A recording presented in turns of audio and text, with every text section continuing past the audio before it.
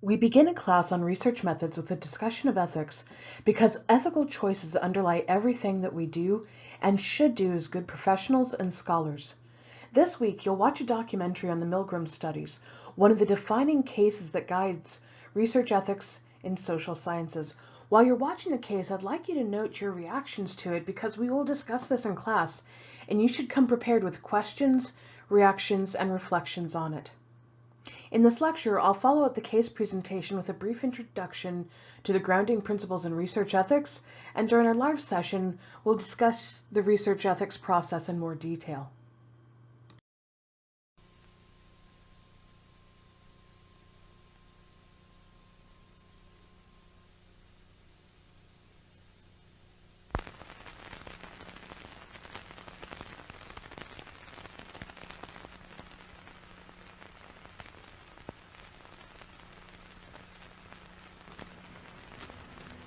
It is May 1962.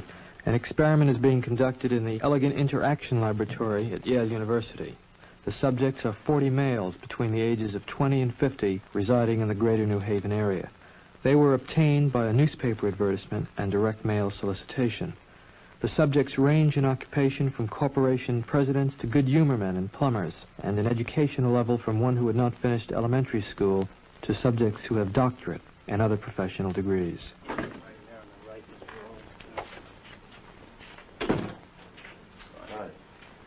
Right here. Now, both of you have been paid, so let me sit right down. So let me say that the checks are yours simply for showing up at the lab. And from this point on, no matter what happens, the money is yours. I should like to tell both of you a little about the memory project. Psychologists have developed several theories to explain how people learn various types of material.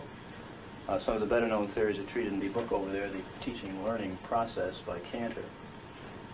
One theory is that people learn things correctly whenever they get punished for making a mistake. A common application to this theory would be when parents spank a child if he does something wrong. But actually, we know very little about the effect of punishment on learning because almost no truly scientific studies have been made of it in human beings. For instance, we don't know how much punishment is best for learning. And we don't know how much difference it makes as to who's giving the punishment, whether an adult learns best from an older or a younger person himself, or many things of this sort. So what we're doing in the project is bringing together a number of adults of different occupations and ages, and we're asking some of them to be teachers and some to be learners. We want to find out just what effect different people have on each other as teachers and learners, and also what effect punishment will have on learning in this situation. Therefore, I'm going to ask one of you to be the teacher here this afternoon, and the other to be the learner. And the way we usually decide is to let you draw from these two pieces of paper on which I've written the two positions. If this is agreeable with both of you, we can do it that way. Would you take one, please? And the other. Would you open those and tell me which of you is which, please? Teacher. Learner. The teacher. All right, now the next thing we'll have to do is set the learner up so that he can get some sort of punishment. So, learner, would you step out here with me, please?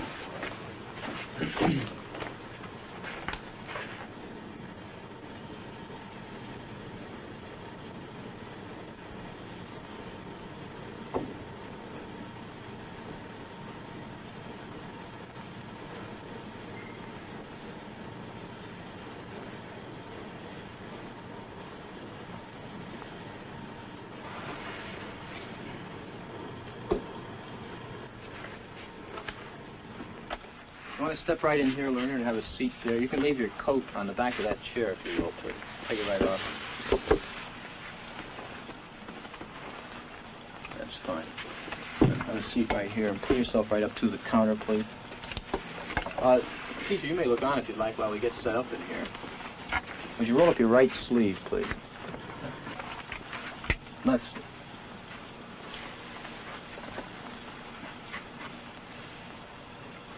Fine. Now what I'm going to do is strap down your arms to avoid any excessive movement on your part during the experiment. Is that too tight? That's all. Okay. This electrode is connected to the shock generator in the next room. And this electrode paste is to provide a good contact to avoid any blister or burn.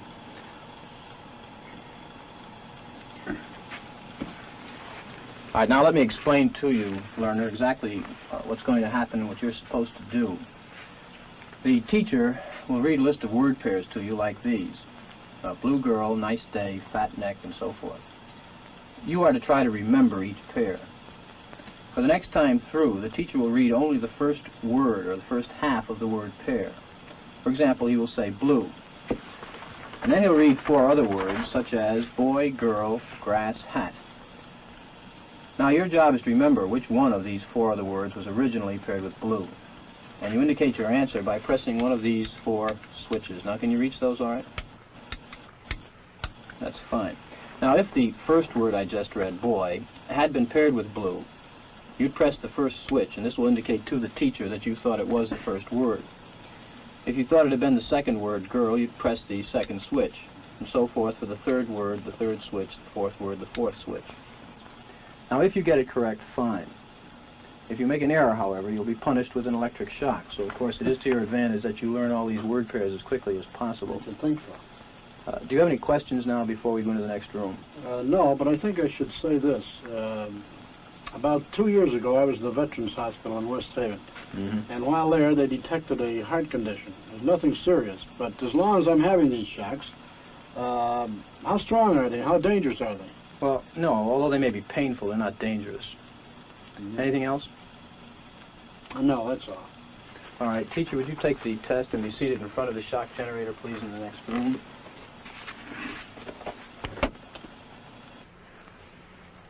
This machine generates electric shocks, and when you press one of the switches all the way down, the learner gets a shock. When you release it, the shock stops, you see, like that. The switch will remain in this middle position after you've released it to show you which switches you've used on the board. Of course, if you were to press any one of them again, the learner would get another shock. All subjects are given identical instructions and a sample shock.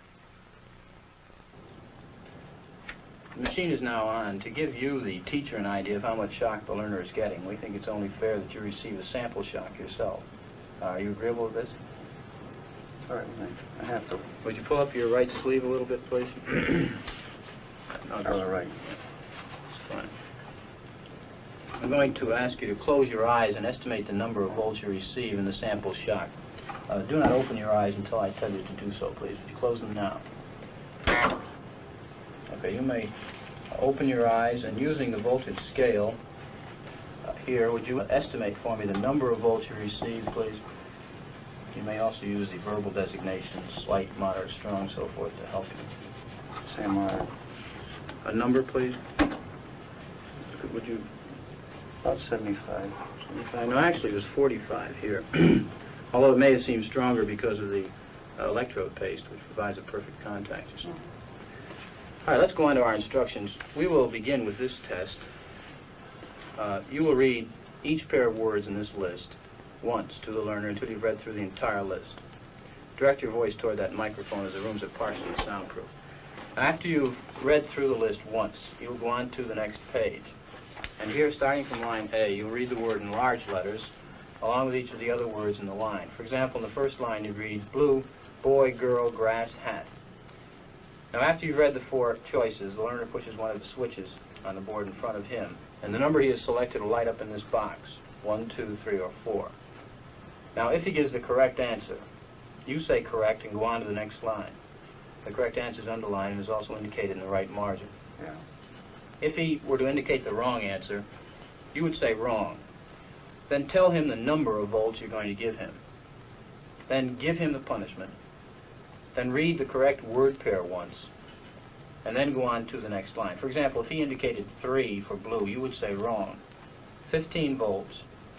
You press and release the switch. Read blue girl, and then go on to the next line. I see. Right. Now, each time he gives a wrong answer, you move up one switch on the shock generator. I see. And it's important that you follow this procedure exactly. So to help you, let me go through it again very quickly. All right. I would suggest you read the list and the test at a brisk pace to keep it moving. Right? And, of course, we'll begin with 15 volts for the first wrong answer. Okay? Do not begin until I say ready, begin, please. Attention, learner. Your teacher is about to begin the test. Try and remember the word pairs. Ready? Begin, please. Blue girl. Nice day. Fat neck. The early stages of the test pass uneventfully. Incorrect. You'll now get a shock of 75 volts. Soft hair. He kind of did some yelling in there. Continue, please. Incorrect. You'll now get a shock of 105 volts. Hard head. Just how far can you go in this thing? As far as is necessary. What do you mean, as far as is necessary? To complete the test. All the words. Please continue. I sure don't know the effect of this thing, and I'm a little skeptical about electricity. The experiment requires that you go on, teacher. Please continue. Incorrect. 150 volts. Sad face. Wait a minute. That's all. Get me out of here. I told you I had heart trouble. My heart's starting to bother me now. Get me out of here, please. Continue. My heart's starting to bother me. I Continue. refuse to go on. Let me out. I think we ought to find out what's wrong in there first. The experiment requires that you continue, teacher. Well, the experiment might require that we continue, but I still think we should find out what the condition of the gentleman is. Now, as I said before, although the shocks may be painful, they're not dangerous. Look, I don't know anything about electricity. I don't profess any knowledge, nor will I go any further until I find out if the guy's okay. It's absolutely essential that you continue. Well, essential or not, this program isn't quite that important to me that I should go along doing something that I know nothing about, particularly if it's going to injure someone. I don't know what this is all about. Well, whether the learner likes it or not, we must go on until he's learned all the word pairs correctly. Well, you can sure have your 450 back. I didn't want it anyhow. I intend to give it to some charitable organization, but I wouldn't go on with it. The 450 is not the issue here. That check is yours simply Yeah, I to come realize to the that. lab. It is essential that you continue the experiment. No, it isn't essential. Not one bit. You have no other choice, teacher. Oh, I have a lot of choices. My number one choice is that I wouldn't go on if I thought he was being harmed. The teacher was, of necessity, placed in a difficult predicament, and steps had to be taken to assure his well-being before he was discharged from the laboratory. After an extended discussion with the experimenter, a friendly reconciliation was arranged between teacher and learner. You sure had me going. Feel better now? Much better. That's good. I'm glad to hear that. Wrong. It's hair. 75 volts, Jim. Oh. Yo, Yeah. Please continue. cool. Wrong. It's head. 105 volts. I don't know. Wet. Wrong. It's horse.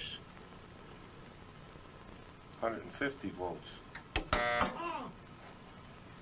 Experimenter. That's all. Get me out of here. He's I told you quit. I had heart trouble. My heart's starting to bother me now.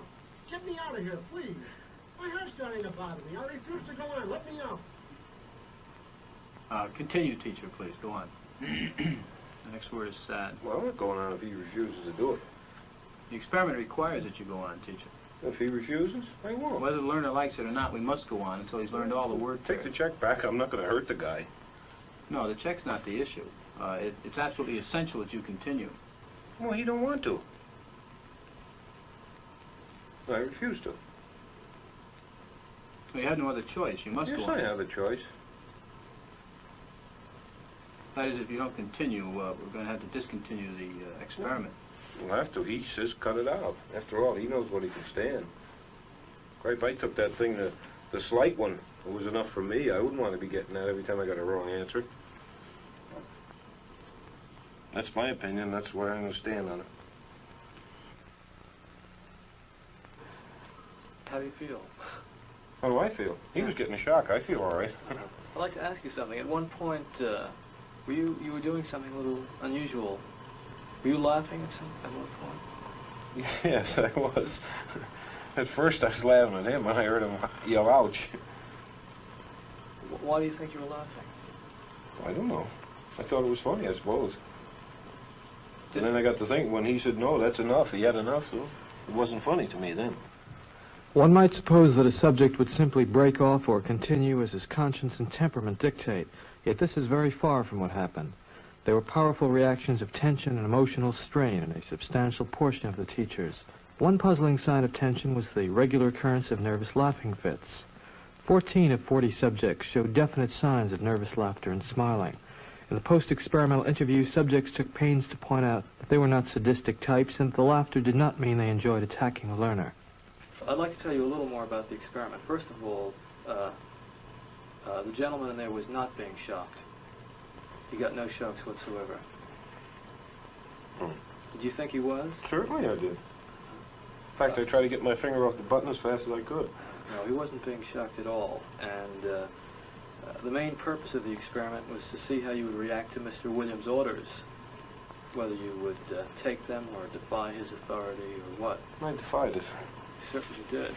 Why didn't you go on and To the hell with him. Who the hell is he? As far as I'm concerned. Cigarette? No, thanks for one. There's an ashtray right over there. He's not telling it. In my mind, I was hurting that guy. If I have to continue to hurt another human being, I don't believe in it. No matter what he had said. No matter what who said. Mr. Williams. The hell with him, Mr. Williams, or anybody else.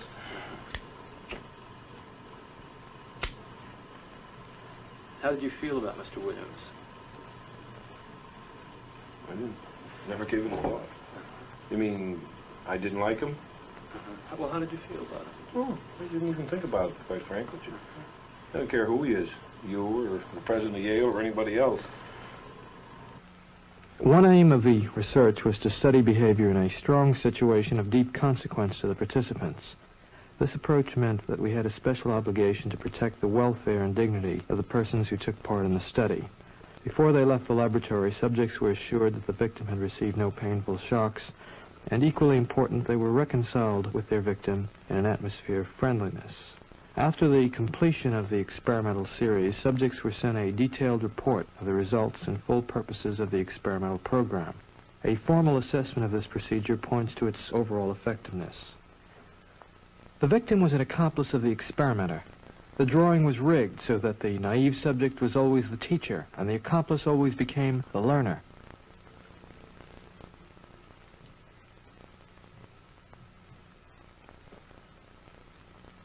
The victim, according to plan, provided many wrong answers.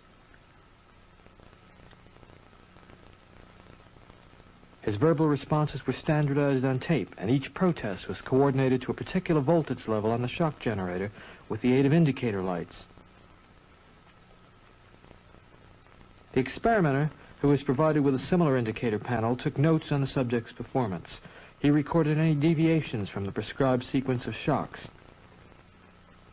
The interval between the victim's answer and the subject's delivery of a shock, and the time in milliseconds that the shock lever was depressed. Unknown to the subjects, shock levels were automatically recorded by an event recorder wired directly into the shock generator. This provided us with an objective record of each subject's performance. That is incorrect. This one will be 195 volts. The correct one. Let me out of here. Slow. Dance. Let me out of here. My heart's bothering me. Let me out of here. You have no right to keep me here. Let me out. Let me out of here. Let me out. Continue, please. Let me out of here. My heart's bothering me. Let Go me on. out. Let me out. Red.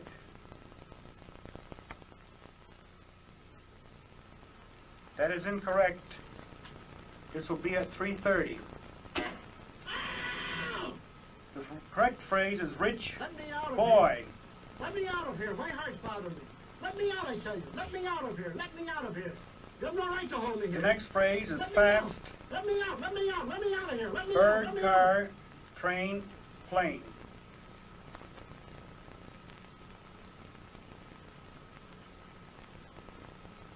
Continue, teacher. That is incorrect.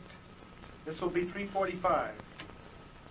The correct answer is fast, bird. The next one, blunt.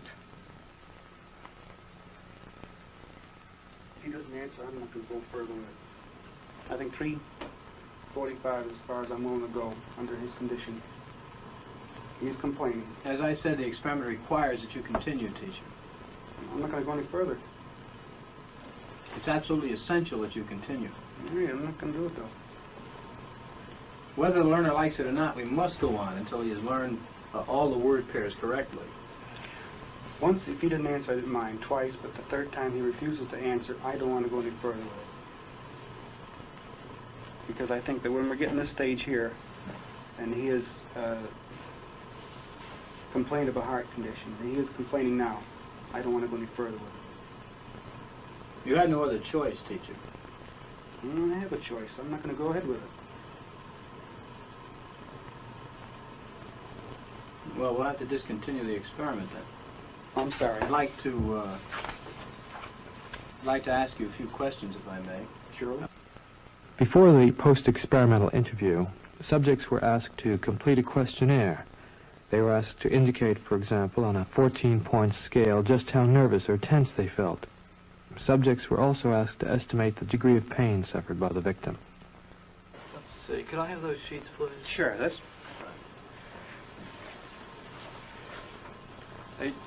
You say that the last few shocks that you administered to the learner seemed to you to be extremely painful to him. Why do you say that? Well, by the yelling and the...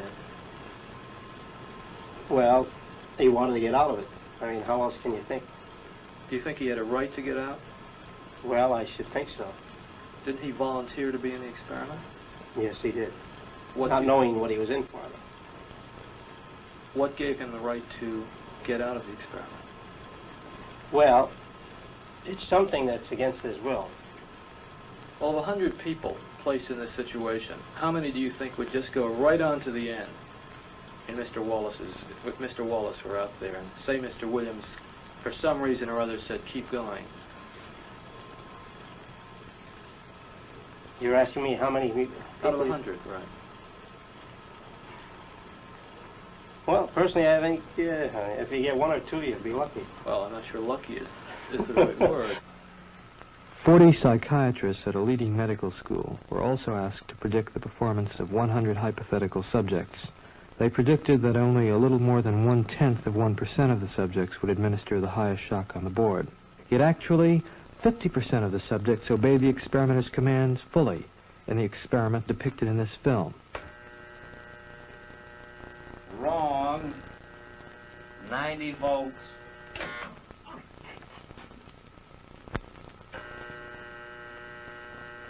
Wrong. Volts. 135. Answer woman. N. White cloud. Horse, rock, house. Answer. Wrong. 150 volts. Answer, horse. Experiment. That's all. Get me out of here. I told you I had heart trouble. My heart's starting to bother me now. Get me out of here, please. Continue, please. Go right on. I refuse to go on. Let me out. The experiment requires you continue, teacher. Please continue. The next word is sad.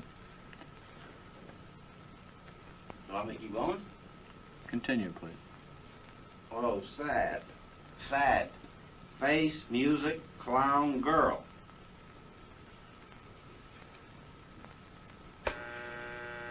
Correct. Next one, short. Sentence, movie, skirt, time. Answer, please. Wrong. 165 volts. Time. Let me out. That guy's hollering in there. Continue, please. Go on.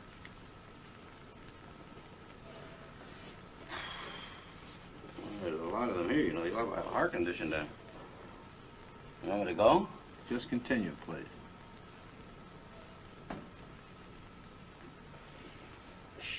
Sharp. Axe, needle, stick, blade. Answer, please. Wrong. I'm up to 180 volts. Please continue, teacher. Needle, you're gonna get a shock. 180 volts. Oh! I can't stand the pain. Let me out of here. Can't stand it. I'm not gonna kill that man there. You hear him hollering? As I said before, the shocks may be painful, but they're not he's in dangerous. there hollering. He can't stand it. What if something happens to him? The experiment requires that you continue, teacher. Yeah, but I'm not gonna get that man sick in there. I mean, he's hollering in there. You know what I mean? Whether the learner likes it or not, we must go on until he's learned all the word I pairs. refuse to take the responsibility of getting hurt in there. I'm not. I mean, he's in there hollering.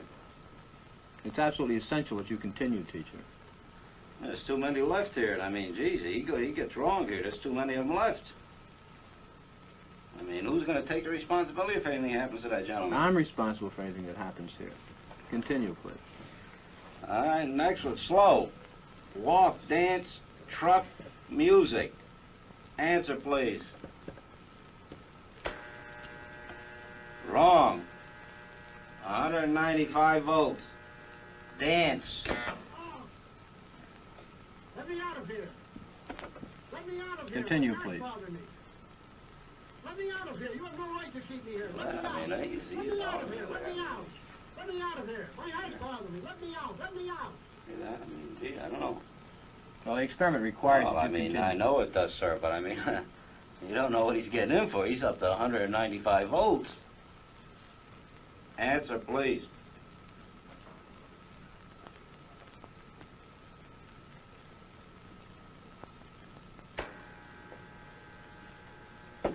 Wrong.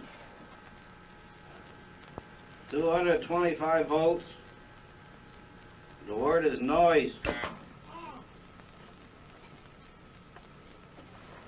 New.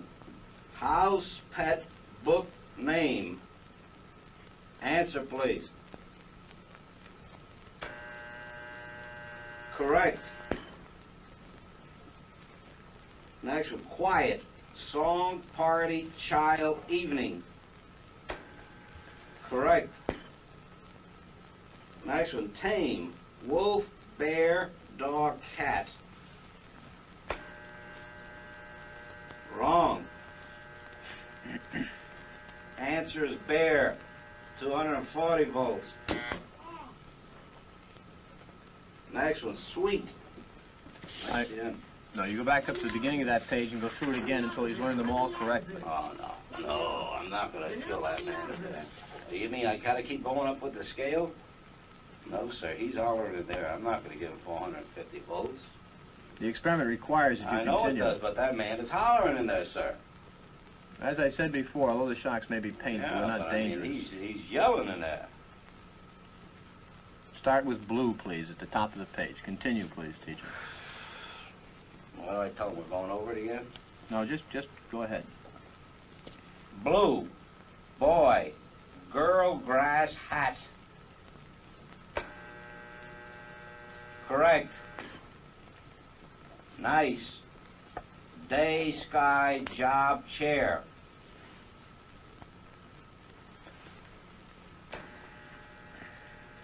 Wrong.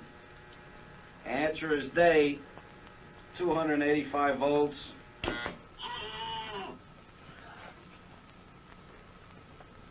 Continue, please. Fat. Man, lady, tub, neck. Answer, please. Wrong. Answer is neck. 300 volts.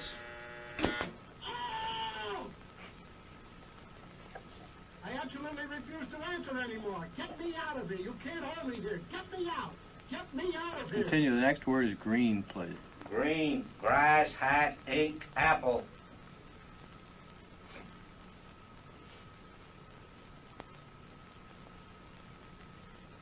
I can't go on, he won't answer. If the learner doesn't answer in a reasonable time, about 4 or 5 seconds, consider the answer wrong and follow the same procedure as you have been doing for wrong answers. Say wrong, tell him the number of volts, give him the punishment, read him the correct answer. Oh, man. Continue, please.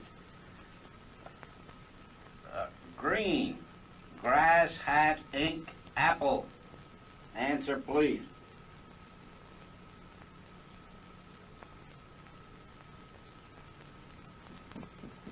Go on with the procedure, please, teacher. 315 volts, the answer is ink.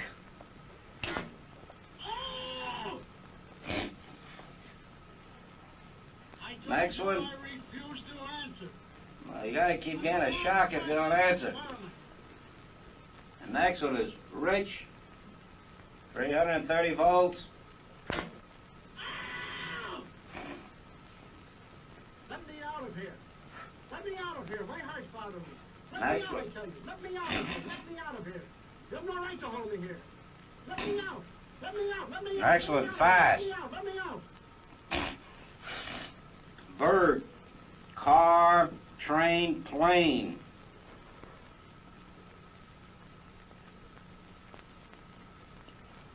Go on, please, with the procedure. Please answer.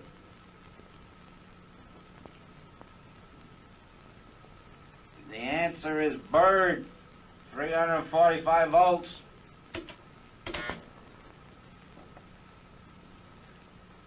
Blunt. Knife, stick, word, arrow. Answer, please. Continue, please. The answer is arrow. 360 volts.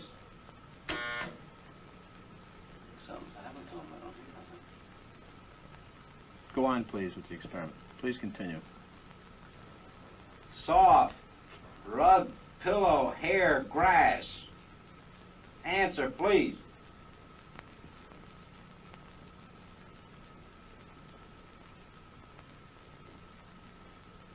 Go on, teacher. Here, 375 volts. I think something's happened to that fellow in there. I don't get no answer. He was hollering on less voltage. Can't you check in and see if he's all right, please? Not once we've started. Please continue, teacher. Cool, day, shade, water, cave. Answer, please. Are you all right in there? Are you all right? Please continue, teacher. What do you want, I keep giving him shocks? Continue, please. I'm up to 390. Continue, please. Something's happened to that man in there. Nice one, gold, dollar, necklace, moon, paint. Something's happened to that man in there. You better check in on him, sir. He won't answer me or nothing. Please continue. Go on, please. You accept all the responsibility? The responsibility is mine, correct. Please go on. Gold, dollar, necklace, moon, paint. Answer, please. Are you all right? 405 volts. The answer is moon. Next one, heart, stone, head, bread, work. Answer, please. The answer is head, 420 volts. Next one, wet, night, grass, duck, cloth. The answer is duck, 435 volts. It says danger, severe shock here, an XX on the next one. Continue, please. 435 volts. Next one, brave, woman, soldier, dog, horse. Answer is woman, 450 volts. That's it. Now continue using the last switch on the board, please. The 450 switch for each wrong answer. Continue, please. I'm not getting no answer. Please continue. The next word is white.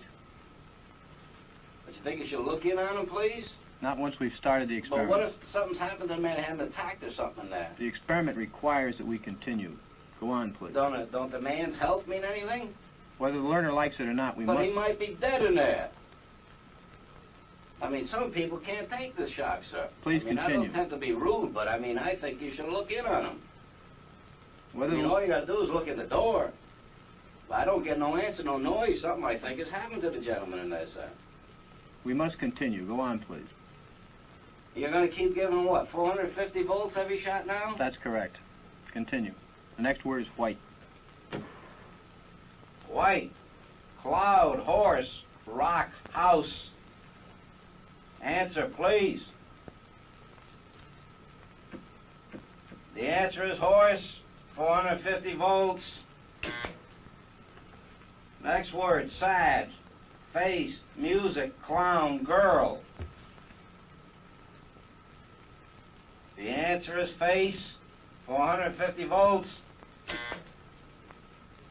Next one is short, sentence, movie, skirt, time. All right, excuse me, teacher. We'll have to discontinue the experiment. I'd like to ask you a few questions, if I may. I'd like to ask you, how do you feel, though? I feel all right, but I don't like what's happened to that fellow in there. He's been hollering and we had to keep giving him shocks. I didn't like that one bit. I mean, he wanted to get out and he just kept going, kept throwing 450 volts. I didn't like that. He wouldn't even look at him, that gentleman. Well, who was actually pushing the switch? I was. But he kept insisting. I told him no, but he said, "He got to keep going." I told him it's time we stopped when we got up to 195, 210 volts. But why didn't you just stop? He wouldn't let me. I wanted to stop. I kept insisting to stop, but he says no. I told him to look in on the fellow there, but he wouldn't do it. Right. Actually, the shocks are not dangerous at all. Well, I mean, I didn't hear no more answers from the fellow. I figured he should be looked in on anyway, but he wouldn't do it. Well, let me ask you something. Is there anything that Mr. Wallace in there could have said that would have gotten you to stop? Oh, no, I didn't hear you. The only thing I heard is the shock wasn't too bad. Well, is there anything that Mr. Wallace could have said that would have gotten you to stop? Something that he said that would have got me to stop? Yeah. No. Why is that? He didn't say anything about making me stop. No, but is there anything that Mr. Wallace could have said that would have caused you to stop giving the shocks, no matter what the experimenter had told you? Well, I figured 200, the voltage we're giving were quite a bit. I wanted to stop, but he kept insisting not to stop. I mean, the fellow in there is hollering. He said, "I don't want to do it. I want to get out of here. I want to get out of here." Why didn't you stop anyway? I did stop, but he kept going, keep going. Well, why didn't you just disregard what he said? He says it's got to go on, the experiment. Okay. I'd like to tell you a little about the experiment. Do you feel a little upset, or...? Well, I mean, I feel concerned about the gentleman in there. I do, sir. Okay, let me tell you first of all that this is not essentially an experiment in memory and learning. It's an experiment in which we are looking at your reaction to taking orders. And Mr. Williams gave you those orders to go on according to schedule. The gentleman in there was not actually getting shocked. He was not getting shocked at all. Oh, you mean he wasn't getting nothing? He is part of the act. Well, I'm glad to hear that, I'm telling you. I mean, I was getting upset here. I mean, I was getting ready to walk out. Well, I'm glad to hear that. Yeah, he wasn't getting shocked, really, and he's in one piece, and this was set up so that we could see how you would react to taking orders. Now, you seem quite reluctant to go on. In fact, on several occasions, you said you didn't want to go on. Well, I was concerned about the other party, sir. Some people actually go on quite gleefully. No matter what? No matter what. Yeah, well, I mean, maybe in other instances where human life wasn't involved or a person has suffered, maybe I keep going on. But, I mean, I couldn't see the point. I don't want a guy to suffer there. I figured he was having a heart attack or something. That's the reason I wanted to stop. Right.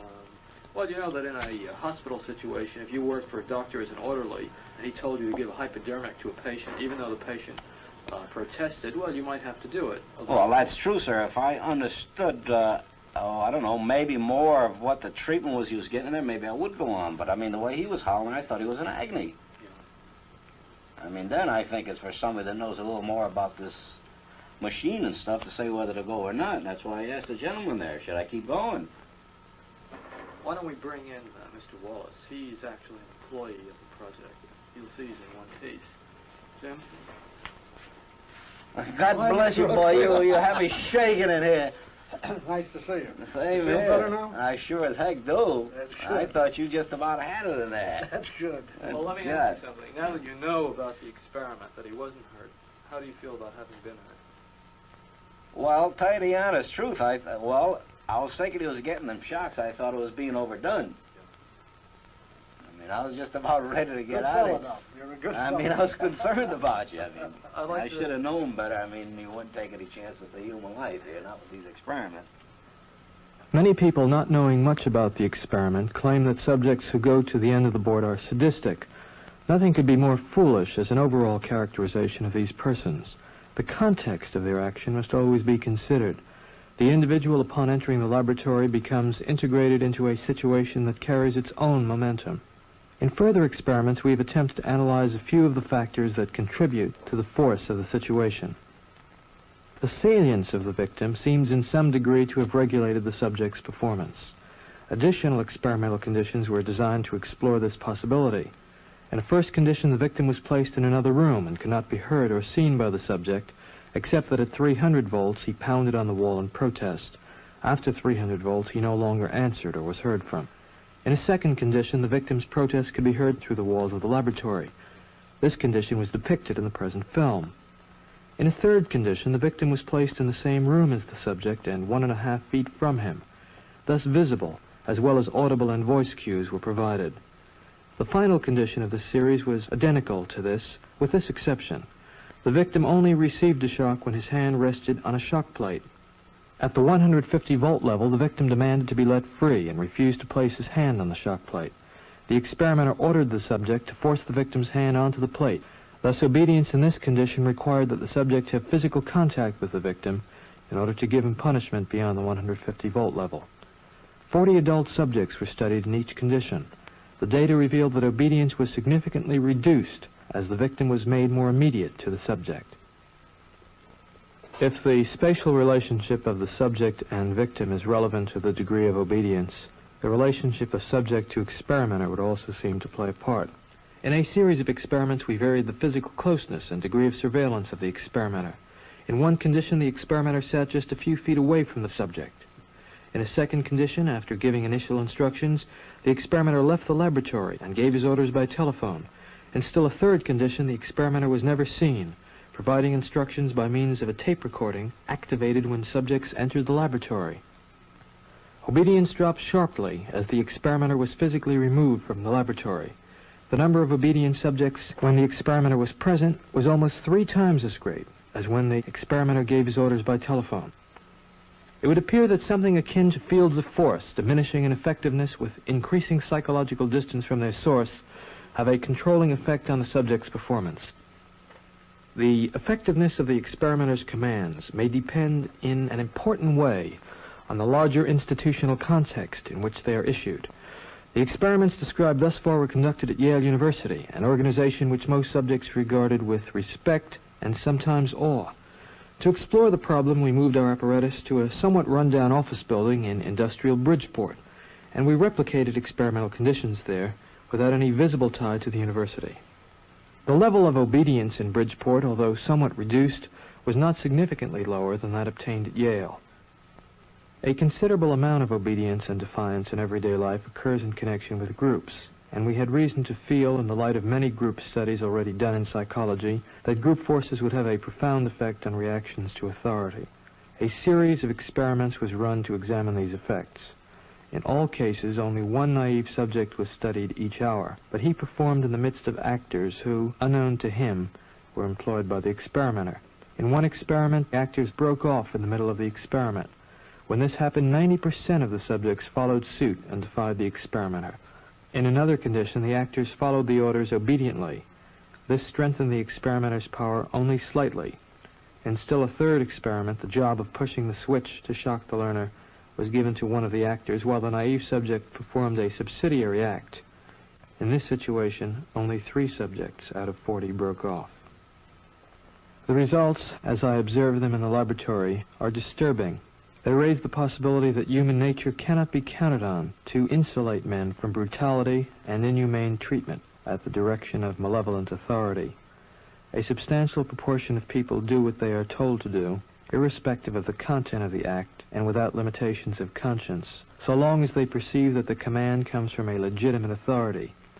If in this study an anonymous experimenter could successfully command adults to subdue a 50-year-old man and force on him painful electric shocks against his protests, one can only wonder what government, with its vastly greater authority and prestige, can command of its subjects.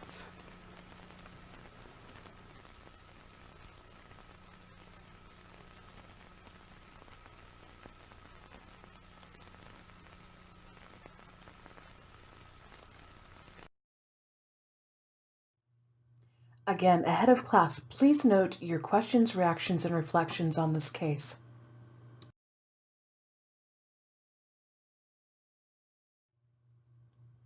There are three general ethical approaches to research that we can take. Let me briefly introduce those to you. First is Deontology, and this is really morality that is based on following rules. And when we think of this, we can think of Kant's categorical imperative. It asks of any single rule, is the rule just? Is it applicable across situations? And is it applicable across time? If a rule violates any one of these principles, Kant argued that it shouldn't be considered a good and fair rule, and so it shouldn't be applied. The second ethical principle underlying the philosophy of ethics is utilitarianism. This is grounded by Jeremy Bentham and J.S. Mill. And ultimately, utilitarianism argues that morality is based on the greatest good for the greatest number of people.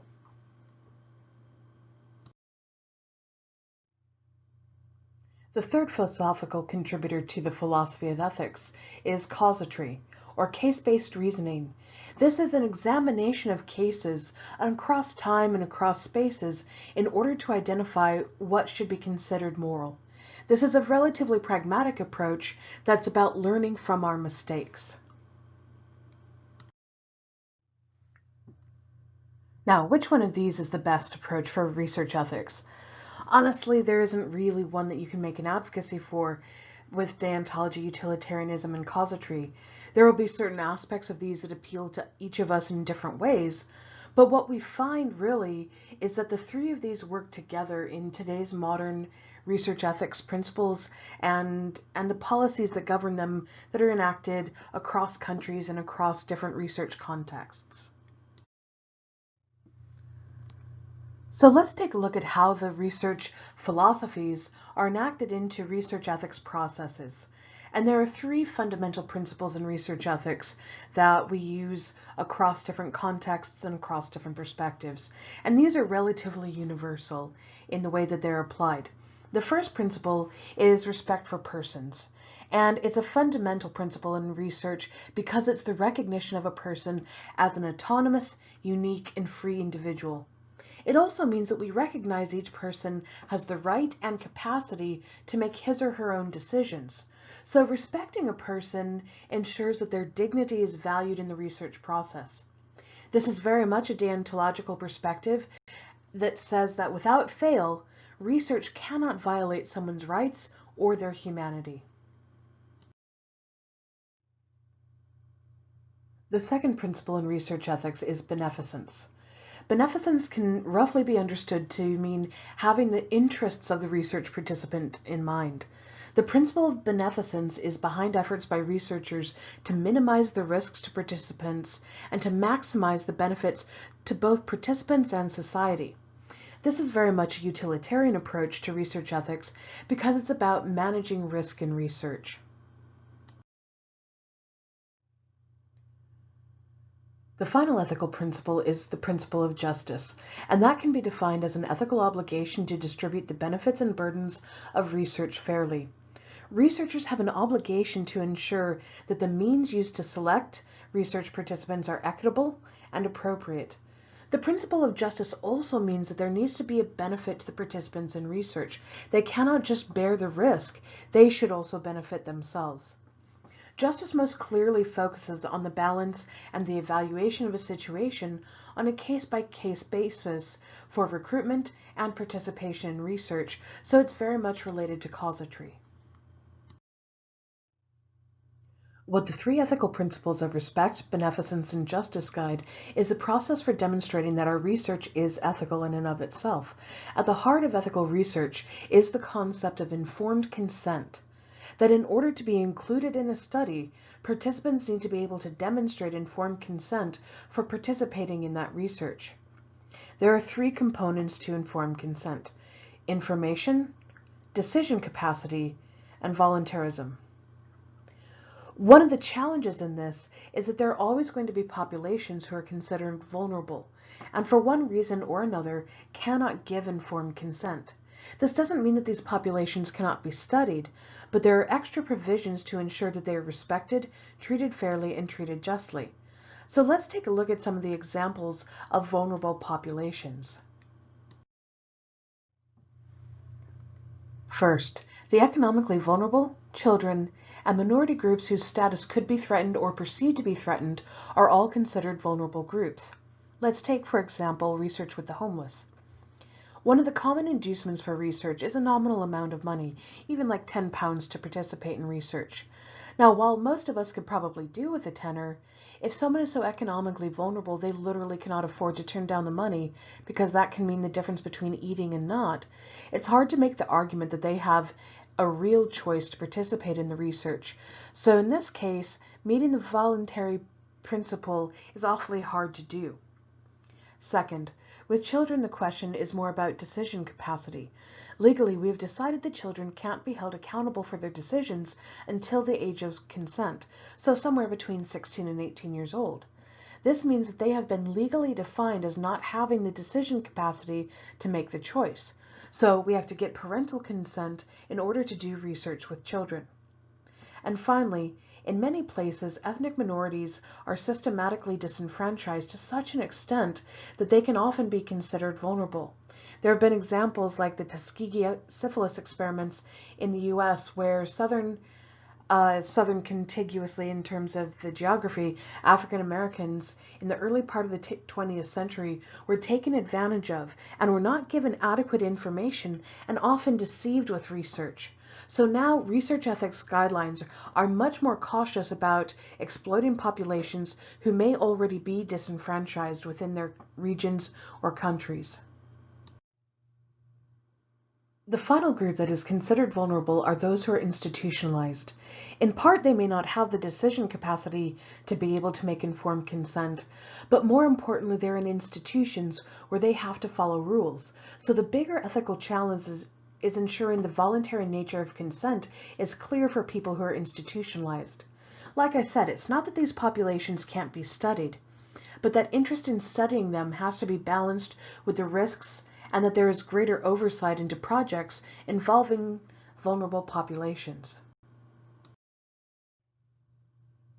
Every institution and every country that I'm aware of has a research ethics process that has to be followed. In my experience, most are pretty similar. These exist to ensure that not only is the research that we're doing ethically appropriate, but these processes are there to both protect the institutions as well as the researchers. So if we do research that has not been ethically reviewed, if there was ever a challenge to that research, we would personally be held accountable. However, by going through the institutional review process, not only does this ensure that we haven't overlooked something, but it also means that the institution is accepting the responsibility for the ethics of our research. If you want to have a look at the process, here's the link for Leeds Beckett. We'll pick this up in our live session with further discussion.